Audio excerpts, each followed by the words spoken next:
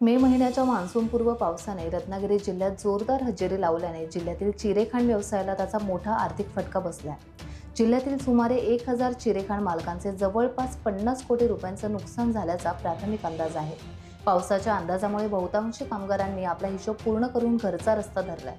खाणींवर जाणारे डंपर ट्रकचे रस्ते चिखलाने भरल्याने ते बंद झाले आहेत। शिवाय खणींमध्ये तुडुंब पाणी भरल्याने चिरे काढणं आता कठीण झालं आहे।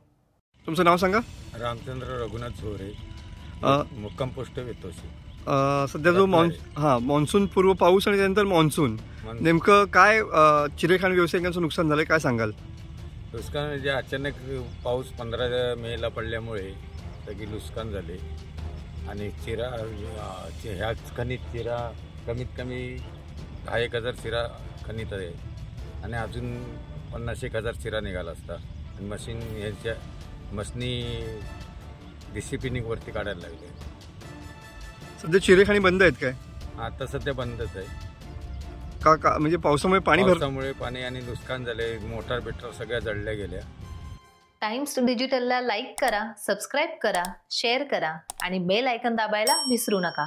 पाहत रहा टाइम्स डिजिटल।